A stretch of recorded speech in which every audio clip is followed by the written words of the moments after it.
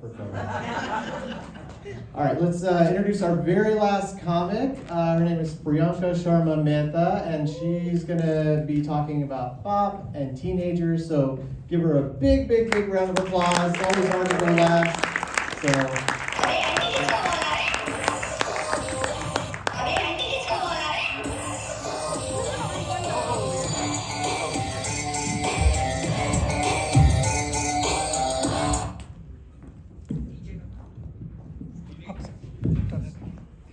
नमस्कार, कैसे हैं आप सब लोग? आप पाप और पुण्य में विश्वास करते हैं? तो ऐसा कहा जाता है कि गंगा नदी में अस्थियां बहाने से इस जन्म के पाप धुल जाते हैं। मैं महाकाल की नगरी उज्जैन से हूँ, जो कि शिप्रा किनारे बसी है। हमारी शिप्रा नदी के बारे में कहा जाता है कि उसको एक क्षण भर मात्र देखने से ही सारे पाप धुल जाते हैं। अब बचपन से लेके आज तक तो मैंने उसको न जाने कितने करोड़ों बार देख लिया है। तो मेरे इस जन्म के क्या, मेरे तो लाइक हजारों जन्मों के पाप धुल चुके हैं। तो अब जो पाप हम लेडीज करती हैं, एनी गेसेस? क्या गेस? Shopping, right? शॉपिंग और पति की नजर में तो वो एक महापाप है। और पर अब ये बताइए, हमारी शॉपिंग होती कहाँ है? हम जाते हैं वॉलमार्ट, हम जाते हैं पटेल, हम जाते हैं बीजेस। वहां जाके हम लेते क्या है? नून, तेल, मंजन, टॉयलेट पेपर। अगर मैं उनको बोलती हूँ, इसको शॉपिंग नहीं बोलते, इसको ग्रोसरी बोलते हैं। अगर मैं लुई विटॉन जाऊँ है, अगर मैं माइकल कोर्स जाऊँ है, अगर मैं ना जैरेड जाऊँ और उसको मैं बोलूँगी ना उसको शॉपिंग, तो अब मैंने सोचा है कि अब पाप तो मैंने कर ही लिया है, पर मेरे पाप तो कवर्ड है, क्योंकि ना मैंने तो शिप्रा को बहुत बार देखा हुआ।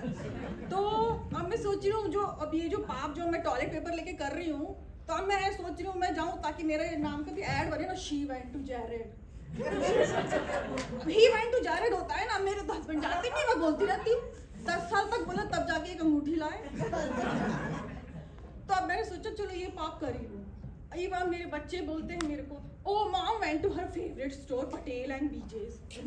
मैं उनको भी सिखा रही हूँ अभी से ट्रेन करना जरूरी है। मेरे 2 बेटे हैं, मैंने उनको बोला है कि देखो ये है ग्रोसरी और ये है शॉपिंग। तो वो बोलते हैं के ब्रो। अब बोलो ये के ब्रो क्या होता है भाई? न जाने क्या क्या भाषा बोलते रहते हैं वो। मैं कह रही हूँ पेरेंट्स, आपके घर में भी टीनेजर होंगे, आपने भी ब्रा ब्रू ब्रा न जाने क्या क्या सुना। तो ये बहुत अच्छा बिजनेस आइडिया आया है। हम सब पेरेंट्स को एक क्लास खोल लेनी चाहिए, लर्न योर टीन्स लैंग्वेज। आप मानिए आपके यूं डॉलर आएंगे, यूं आएंगे, क्योंकि आपको तो उनकी भाषा समझ में आती ही नहीं है। आप उनको टैक्स चेक करो, पता नहीं TTYL गोट फोट न जाने क्या क्या। अब तो मैंने नया सुना है भैया, इमोजी का अर्थ का अनर्थ ही हो जाता है। वो पूरा सेंटेंस होता है एक इमोजी। मैं तो वो लाइक कहीं मैंने पढ़ा था स्माइलिंग इमोजी का, मैं तो लाफिंग का समझती थी। ओ भैया उसका तो कुछ और ही मतलब है। वो आप स्कल का इमोजी देखा है, उसका मतलब है कि भैया मैं इतना काम, मेरे को इतना प्रोजेक्ट है, मैं तो मर गया। ये पूरा सेंटेंस है। तो ये क्लास बहुत जरूरी है, बहुत ज्यादा जरूरी है ये। अब मेरा बेटा को अगर मैं उससे पूछ लूं कभी भूल के कि इसका मतलब क्या होता है, तो वो तो बोलता है you 19th century people born in the 1900। उसको लगता है कि जो हम 1900s में पैदा हुए ना, 19th century क्या कुछ नहीं आता तुम लोगों को, you 19th century super old. तो मैं बोलती हूँ मेरी तो चाची तो उम्र का पता ही नहीं चला। मैं बचपन में संतोष से नहाना काम आ रहा है। एक बार मैंने उससे पूछ लिया TTYL का अर्थ क्या, अरे बाप रे बाप, फिर तो उसने मुझे पता नहीं शाहजहां चंद्रगुप्त उससे पुराना मान लिया। मेरे से पूछता है mom you guys when you were little. तो मैंने उसको एक बार बोला, तो एक बार मैंने ये भी पूछा, फिर मैंने उससे पूछा कि भैया हमारे जमाने में, और आप ये सब आप भी अपने बच्चों को जरूर बोलते होंगे, जब हम छोटे थे हमारे घर में ना फोन था, ना टीवी था, ना ये था, ना वो था, फ्लॉपी डिस्क थी, ये था। अरे बाप रे बाप, ये आपने बोल दिया, फिर तो वो आपको है ना बोल देंगे आप तो निएंडरथल एरा के हो। मेरे को बोलता है मेरा बेटा, mom when you were young you guys used to live in caves. अच्छा, 2 सेंचुरी ओल्ड थी, अब मैं इतनी पुरानी हूँ। तो पोटली बाबा की मुझे याद आने लगता है। 90 अब तो अपने जमाने में 4-5 सेंचुरी पहले आता था पोटली बाबा की, जिसमें वो लाइक बच्चा पैदा होता है, नहीं बूढ़ा पैदा होता है, जवान होते जाता है। मैं इनको वाह, तो सब पियर्स बहुत ही काम आ रहा है मुझे। ये सब बहुत अच्छी बात है। अब ये सब तो अब त्वचा से तो मेरी उम्र का पता नहीं चल रहा, पर जो मेरा शरीर है, हाय वो चीख चीख के सारी उम्र बता रहा है। पूछो मत पूछो मत पूछो मत। अब ये बात शुरू हुई मम्मी जब मैं हुई 40 साल की। अब मम्मी बोली कि हैं 40 साल की हुई, अब तू ये कर, तू ये खा, नहीं तो ये दुखेगा, ये टूटेगा, वो टूटेगा। तो मैंने कहा भाई ठीक है। तो मैंने मम्मी को बोला, मैंने मम्मी देखो मैं जब 16 साल की हुई थी आपने तो तब नहीं बोला कि तू 16 साल की होगी। 40 की होते हर महीने बोलते पूरा बता 40 की होगी, इतनी की होगी, इतनी की होगी, इतनी की होगी। ये गलत बात है। मैंने बोला मम्मी देखो मैं 16 साल की हूँ और मैं क्या सब औरतें 16 साल की हूँ, खुद बस उम्र रुक जाती है। इसी बात पे मेरा बड़ा बेटा बोलता है mom I am 17, how can you be 60? मैंने कहा देख you ask my age I am 16, you ask my body's age I will say I am 40 plus. I will not say my real as क्योंकि वो हम ladies के लिए पाप है। नहीं बताएंगे हम अपनी असली एज। पर अब मैं सोची हूँ अगर कोई इंसिस्ट करेगा तो बता भी दूंगी। पाप तो अपना लाइक खाता क्लियर ही है, एकदम क्लियर है। हाँ तो मैं कह रही थी कि मेरी मम्मी क्या बोल रही थी कि हाँ तू 40 की हो गई है और ये इसकी हो गई है। पर इस बार मेरे को एज बताई, अरे भगवान मेरी फिजिकल थेरेपिस्ट फ्रेंड ने।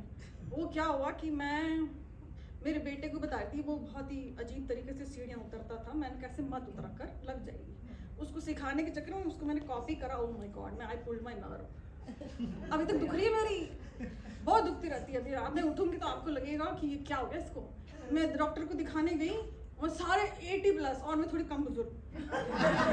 वो मेरे से पहले जल्दी उठ के चले गए और मैं उई उई करती वो नर्स बोल जाएगी take your time, take your time. मैंने कहा I pulled my nerve, it happens. अब फिर मैंने उसको बताया तो मेरी पीटी फ्रेंड बोलती है मेरे को 10 साल की नहीं है तू, 40 साल की हो गई है, खबरदार अब ऐसे कांड मत करा कर। तो भाई अब फिर मैंने सोचा क्योंकि क्या है मेरे को खुद की नजर लग जाती है।